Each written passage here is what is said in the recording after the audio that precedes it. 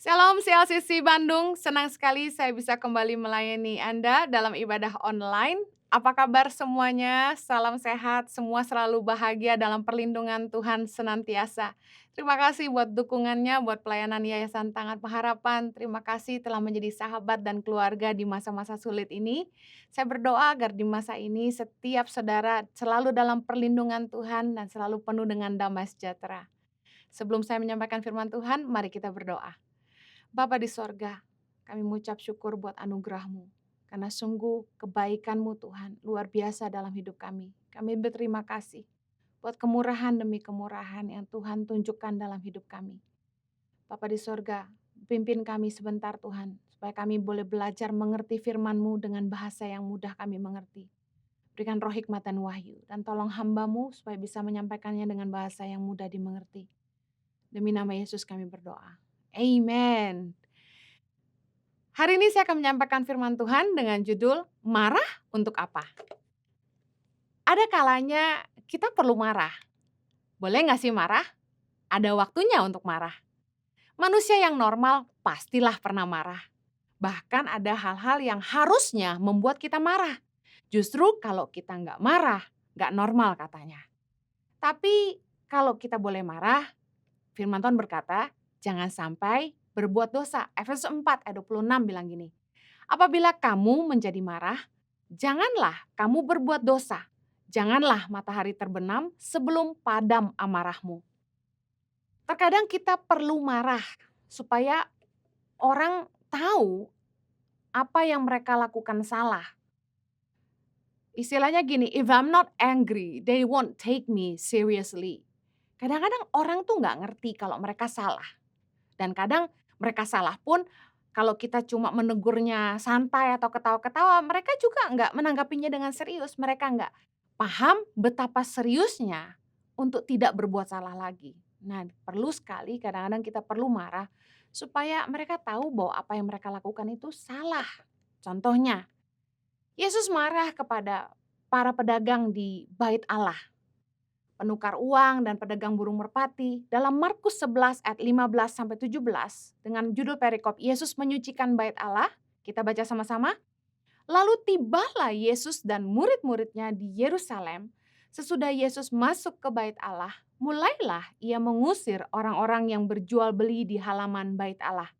Meja-meja penukar uang dan bangku-bangku pedagang merpati dibalikkannya. Dan ia tidak memperbolehkan orang membawa barang-barang melintasi halaman bait Allah. Ayat 17, lalu ia mengajar mereka katanya, bukankah ada tertulis, rumahku akan disebut rumah doa bagi segala bangsa. Tetapi kamu ini telah menjadikannya sarang penyamun. Kita tahu bahwa di Alkitab banyak sekali kejadian berulang kali Yesus marah. Salah satunya kepada pedagang burung merpati dan meja-meja penukar uang. Nah, kenapa Yesus marah kepada para pedagang di bait Allah? Anda masih tahu kronologisnya begini, sesuai tradisi perayaan Paskah orang Yahudi itu diadakan setiap tahun di bait Allah di Yerusalem. Makna perayaan itu untuk memperingati keluarnya umat Israel dari tanah Mesir. Pada saat itu setiap umat Yahudi, diaspora mereka datang dari seluruh penjuru dunia, datang berkumpul di bait Allah. Nah, karena perjalanan yang jauh tentu mereka tidak bisa membawa hewan kurban dan mereka juga membawa uang dengan mata uang asing sehingga ketika mereka sampai di bait Allah, mereka itu harus membeli korban hewan yang disediakan di pelataran bait Allah dan juga mereka harus menukarkan uang mereka karena mereka harus membayar pajak bait Allah. Nah, untuk mempermudah semua itu, para pemimpin agama Yahudi mengizinkan penjualan hewan korban dan penukaran uang. Nah, apa yang membuat Yesus marah adalah ini. Para pedagang bekerja sama dengan pimpinan bait Allah yaitu para imam, ahli Taurat, dan orang Farisi untuk mencari keuntungan atas nama bait Allah. Karena itu hewan kurban yang dijual di sana bisa berlipat ganda harganya. Karena itu tidak heran Yesus katakan bahwa mereka menjadikan bait Allah sarang penyamun. Nah, ketika Yesus marah, Yesus menjungkir balikan meja-meja itu dan mengusir mereka. Dari bahasa tubuh Yesus kita tahu bahwa Yesus marah sekali. Kalau sampai marah sampai menjungkirkan meja, Betapa marahnya Yesus bisa kita bayangkan hari ini. Nah, Yesus tuh marah sama orang-orang yang munafik, yang mencari keuntungan dengan kedok pelayanan. Mereka mengatasnamakan bait Allah untuk mencari keuntungan. Boleh nggak kita marah? Kita boleh marah yang mendidik. Ketika kita mendidik orang di dalam kemarahan, kita tidak membenci pribadinya, tapi kita marah atas perbuatannya. Cara kita menegur orang akan membuat orang mengerti bahwa kita tidak membenci pribadinya, tapi kita menegur kesalahan mereka. Contoh sebagai atasan, kalau kita tegur bawahan, jangan serang pribadinya. Bahas kesalahannya. Kesalahan apa yang dia buat. Contoh, mengambil keputusan tanpa konsultasi ke atasan. Kita marah di situ aja, nggak usah bilang dia bodoh, nggak usah bilang dia dengan bahasa-bahasa rendah. Kita hanya akan membuat orang merasa tertuduh dan itu bukan poinnya. Ketika kita marah untuk mendidik, kita pastikan orang itu ngerti bahwa apa yang dia lakukan itu fatal, sangat tidak dibenarkan. Bahwa dia harus mengerti bahwa itu salah, sehingga menghasilkan perubahan. Lain kali dia lebih hati-hati lagi. Amsal 27 ayat 6 berkata begini, seorang kawan memukul dengan maksud baik, tetapi seorang lawan mencium secara berlimpah-limpah. Saya ingat satu hari ketika saya ceritanya masih muda sekali, ya, saya patah hati. Nah, ketika saya sedang nelongso, melankolik, mengasihani diri sendiri, nangis berhari-hari karena patah hati. Datanglah teman baik saya waktu itu. Bukannya mengelus-ngelus saya, memeluk saya dan menghibur saya, teman saya ini marahin saya. Dia bilang gini, dasar bodoh kamu, ngapain kamu nangis-nangis kayak gini? Cowokmu itu udah senang-senang sama cewek lain. Bangkit! Dia marahin saya. Dan waktu dia katakan itu, anehnya, saya 2 hari 2 malam itu nangis dan malas ngapa-ngapain. Tapi gara-gara dimarahin itu, saya jadi bangkit. Nah, kemarahan yang mendidik itu membangkitkan, bukan melemahkan. Ibrani 12 ayat 9 bilang gini, selanjutnya dari ayah kita yang sebenarnya kita beroleh ganjaran dan mereka kita hormati, kalau demikian bukankah kita harus lebih taat kepada Bapa segala roh, supaya kita boleh hidup. Sebab mereka mendidik kita dalam waktu yang pendek, sesuai dengan apa yang mereka anggap baik, tetapi ia menghajar kita untuk kebaikan kita, supaya kita beroleh bagian dalam kekudusannya. Tuhan sendiri senantiasa mendidik kita, menghajar kita untuk kebaikan kita, kata firman Tuhan. Banyak proses-proses yang Tuhan izinkan terjadi dalam hidup kita untuk mendidik kita, bukan? Kemarahan yang mendidik itu menyelamatkan masa depan. Contoh, orang tua dengan anak. Amsal 13 ayat 24 berkata gini, siapa tidak menggunakan tongkat benci kepada anaknya, tetapi siapa mengasihi anaknya menghajar dia pada waktunya. Ada waktunya kita memeluk, ada waktunya kita memuji, tapi ada waktunya juga kita menegur, ada waktunya juga kita marah. Marah itu dibutuhkan untuk menyadarkan orang akan kesalahan, sehingga kita bisa menyelamatkan masa depan anak-anak kita.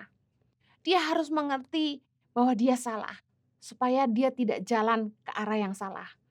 Nah, firman Tuhan berkata gini, dalam Amsal 29:15, tongkat dan teguran mendatangkan hikmat, tapi anak yang dibiarkan mempermalukan ibunya.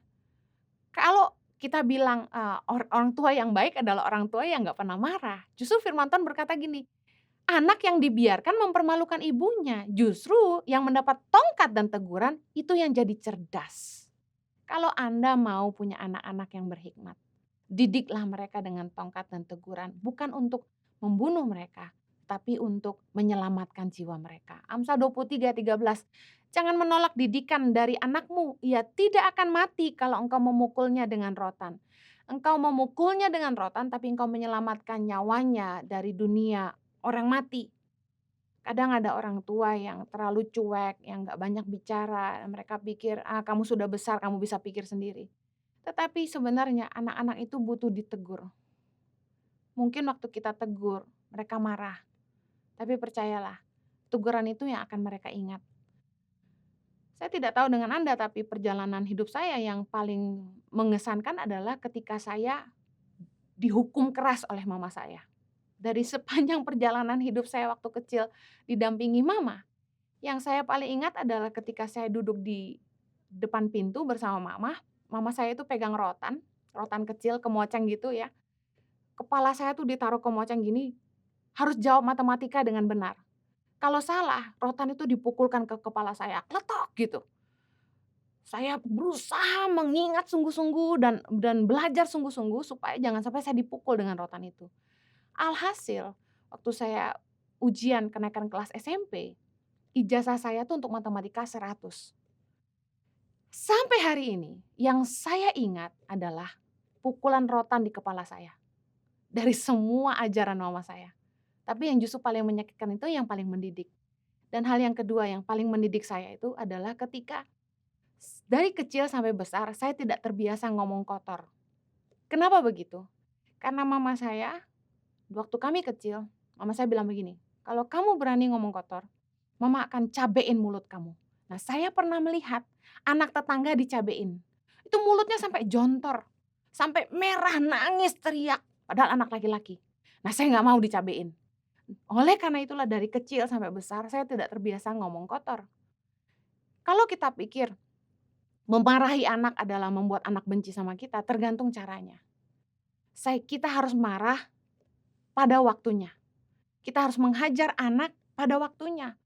Ada orang tua yang selalu marah, selalu menghukum, selalu mengkritik, gak pernah muji anaknya. Kita harus ngerti kapan waktu kita marah dan bagaimana cara kita marah.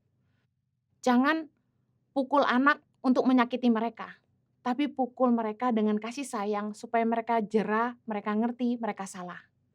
Harus dengan kesadaran mereka tahu saya layak dipukul. Puji Tuhan kalau anak-anak kita nggak perlu terlalu sering dipukul. Tapi waktu anak-anak saya kecil, saya kasih warning. Kalau kalian berantem, kalau kalian bertengkar dan kalian saling menyakiti, mama akan pukul. Nah, kita harus pegang omongan itu. Supaya mereka ngerti limit apa yang mereka boleh lakukan dan apa yang mereka tidak boleh lakukan. Kemarahan kita yang mendidik akan menyelamatkan anak-anak kita. Kemarahan yang membawa kepada dosa. Tadi firman Tuhan katakan kita tidak boleh marah sampai matahari terbenam. Ada kemarahan yang dianggap buruk adalah kemarahan yang tidak terkendali, berlebihan, diekspresikan dengan cara yang berbahaya bagi diri sendiri dan orang lain. Kemarahan tersebut membuat orang sulit untuk membuat keputusan yang rasional. Makanya ketika marah itu jangan bikin keputusan. Dan bahkan dapat berdampak buruk pada kesehatan. Ada orang yang saking marahnya sampai jantungan. Saking marahnya sampai darah tinggi. Nah, Amsal 29 ayat 22 bilang gini. Si pemarah menimbulkan pertengkaran. Dan orang yang lekas gusar banyak pelanggarannya. Satu hari saya pernah ngantri di sebuah tempat. Saya lupa saya sedang ngantri apa. Tiba-tiba ada orang yang marah-marah di antrian belakang dan memaki-maki petugas yang ada. Membuat semua orang yang ngantri jadi melihat ke arah orang ini. Nah, menurut saya orang yang pemarah ini betul seperti firman Tuhan. Menimbulkan pertengkaran. Orang yang pemarah gak sabaran, disuruh antri gak mau. Orang yang pemarah selalu menimbulkan pertengkaran. Orang yang lekas gusar itu pasti banyak bikin kesalahan. Nah, ketika dia teriak-teriak marah-marah, sebenarnya dia sedang mempermalukan dirinya sendiri. Oleh karena itu janganlah jadi orang yang suka lekas marah. Kesalahan kita yang berikutnya ketika marah adalah kita harusnya tidak boleh menyimpan amarah. Mazmur 37 ayat 8 berkata gini, berhentilah marah dan tinggalkanlah panas hati.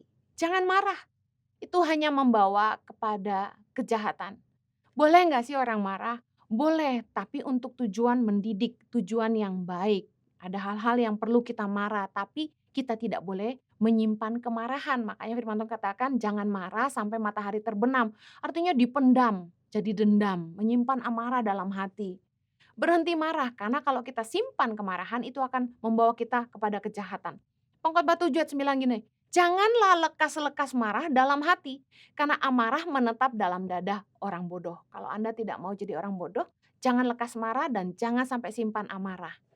Amarah yang dipendam akan membawa kepada kejahatan. Ingat kejadian Kain dan Habel dalam Kejadian 4 ayat yang kelima, ketika Kain dan korban persembahannya tidak diindahkan Tuhan, hati Kain menjadi panas dan muram. Kejadian 4 ayat 6 berkata begini, firman Tuhan kepada Kain, mengapa hatimu panas dan mukamu muram? Apakah mukamu tidak akan berseri jika engkau berbuat baik? Tetapi jika engkau tidak berbuat baik, dosa sudah mengintip di depan pintu. Ia sangat menggoda engkau, tetapi engkau harus berkuasa atasnya. Kata Kain kepada Habel adiknya, marilah kita pergi ke padang. Ketika mereka ada di padang, tiba-tiba Kain memukul Habel adiknya itu, lalu membunuh dia. Terbukti dalam firman Tuhan, amarah yang dipendam akan membawa kepada kejahatan. Dan Tuhan memberi nasihat kepada Kain yang menjadi nasihat bagi kita hari ini. Bagaimana kita bisa bebas dari memendam amarah. Dikatakan firman Tuhan dalam ayat ke-7, apakah mukamu tidak akan berseri jika engkau berbuat baik? Tetapi jika engkau tidak berbuat baik, dosa sudah mengintip di depan pintu. Ia sangat menggoda engkau, tetapi engkau harus berkuasa atasnya. How to deal with your anger? Bagaimana mengendalikan kemarahan kita? Dua hal, yang pertama, belajar menguasai emosi kita. Belajar menguasai diri. Galatia 5 ayat 22 tentang buah roh, salah satunya adalah kesabaran dan penguasaan diri. Kita harus belajar sabar, mengendalikan emosi kita, kemampuan untuk menguasai diri semarah apapun. Amsal 16 ayat 32. Orang yang sabar melebihi seorang pahlawan, orang yang menguasai dirinya melebihi orang yang merebut kota. Ketika kita belajar menguasai diri, pikirkan konsekuensi yang bisa terjadi kalau kita membiarkan amarah kita meledak. Pikir panjang. Seringkali kita gegabah, kita salah bicara, kita gegabah membuat keputusan. Makanya saya sering bilang, jangan bikin keputusan saat kamu sedang marah. Kalau kita marah, cara menguasai diri gini, tenangkan diri kita. Menjauh dari orang yang membuat kita marah. Daripada kita tetap ada di situ, kita lebih baik menjauh. Kita harus berusaha menenangkan diri. Berbagai cara yang berbeda bisa ditempuh untuk menenangkan diri. Bukan untuk melampiaskan kemarahan, tapi untuk menenangkan diri. Daripada kita menyesal karena kata-kata yang kita lepaskan tidak bisa ditarik kembali. Mazmur 4 ayat 4 berkata gini, biarlah kamu marah, tapi jangan berbuat dosa. Berkata-katalah dalam hatimu di tempat tidurmu, tetapi tetaplah diam. Jangan sampai ketika bertengkar sama pacar, main teriak, putus saja. Habis itu kita nyesal, nangis. Kalau pacarnya mau balik masih bagus, tapi kalau dia terlanjur cari yang lain gimana? Dalam pernikahan juga sama. Ketika hati sedang marah, jangan gegabah bilang, cerai aja. Emangnya cari gantinya murah? Emang cari gantinya mudah? Tidak murah dan tidak mudah kan menikah. Kita harus jaga emosi kita. Kita harus belajar menguasai diri. Saya nggak tahu bagaimana cara Anda menenangkan diri. Tapi saya pakai ini. Ketika saya marah, saya katupkan mulut saya menahan supaya tidak keluar kata-kata. Tarik nafas dalam-dalam, buang nafas, pergi menjauh, sampai saya tenang. Ulur waktu, bisa contoh. Begitu marah, kita telepon dan kita tegur saat itu juga, pasti kita ngamuk dan kata-katanya kasar.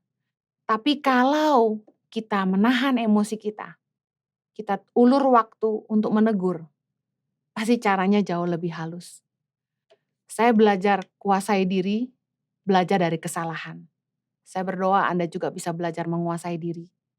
Kendalikan emosi Anda. Yang kedua, bagaimana kita mengendalikan kemarahan kita? Merespon dengan kasih.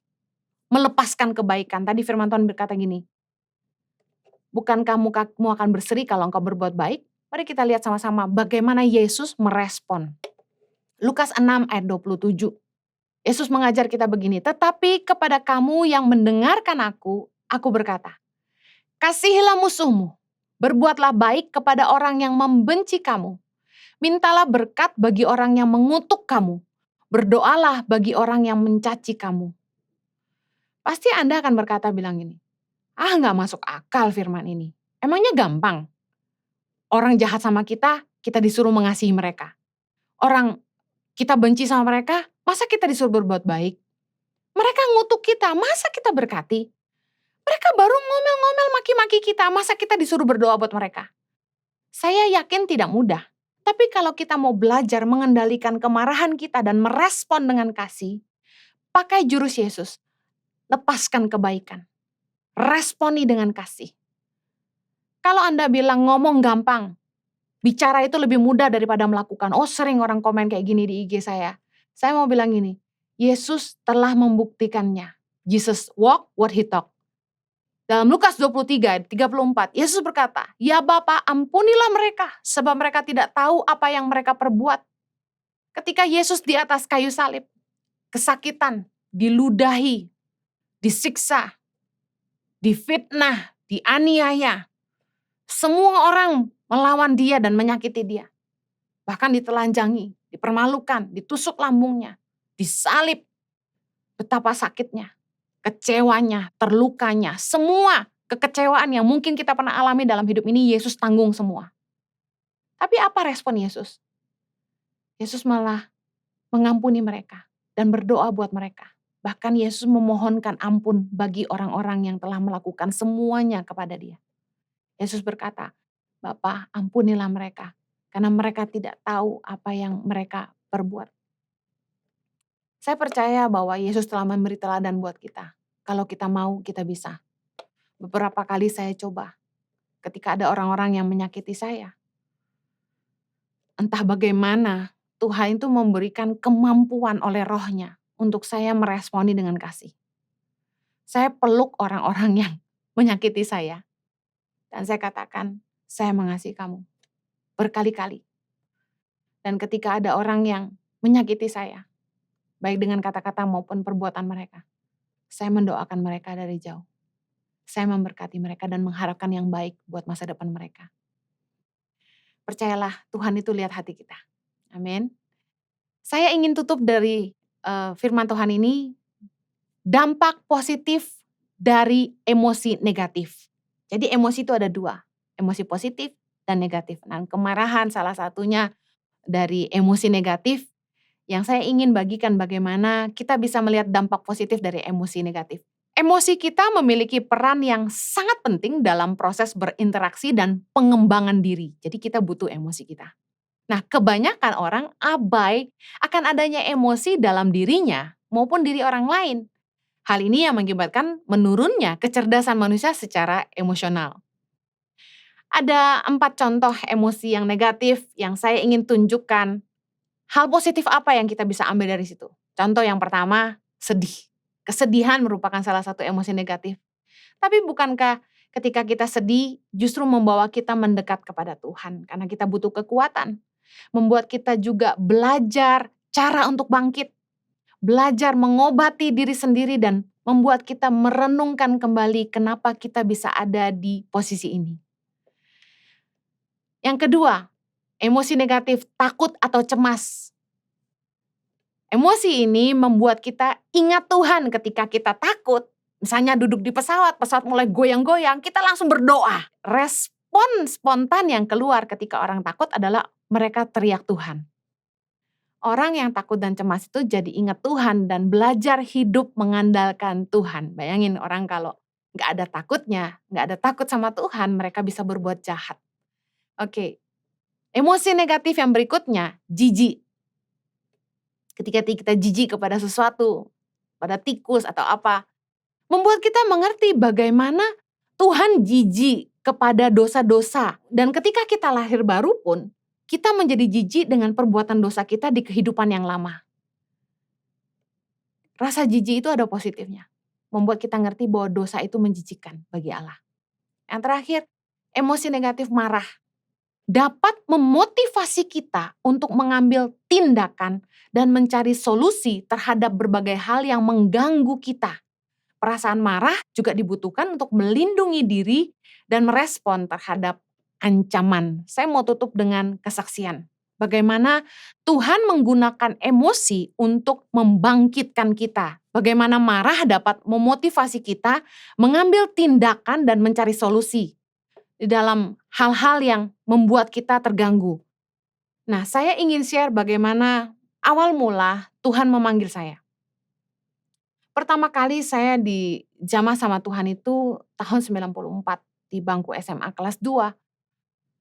Ayat pertama yang Tuhan bisikan kepada saya oleh Roh-Nya adalah di dalam Mazmur 27 ayat 10, "Sekalipun ayahku dan ibuku meninggalkan aku, namun Tuhan menyambut aku."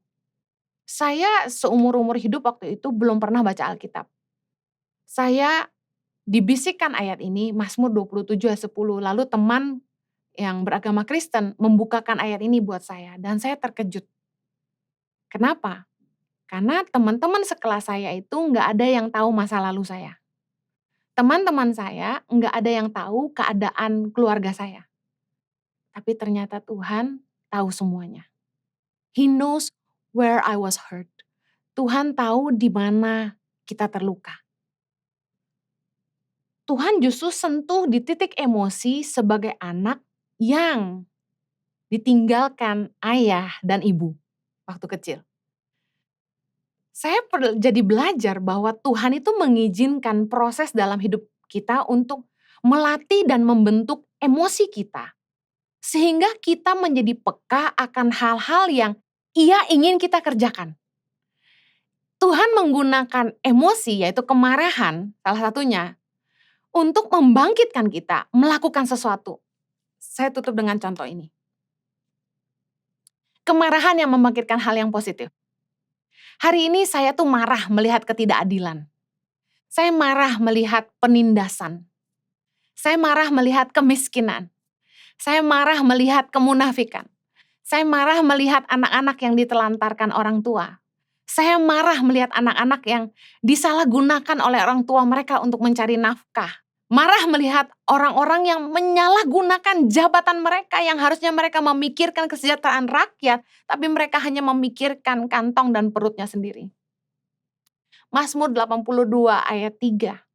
Berilah keadilan kepada orang yang lemah dan kepada anak yatim. Belalah hak orang sengsara dan orang yang kekurangan. Ketika saya baca ayat ini, berilah keadilan kepada orang yang lemah dan kepada anak yatim. Belalah hak orang sengsara dan orang yang kekurangan. Tuhan mengizinkan saya memiliki kemarahan waktu kecil. Kemarahan yang tersimpan begitu dalam. Kekecewaan terhadap orang tua. Kemarahan karena diperlakukan tidak adil. Karena ditinggalkan. Membuat saya hari ini bangkit untuk menolong anak-anak yang ditelantarkan. Untuk menolong anak-anak yang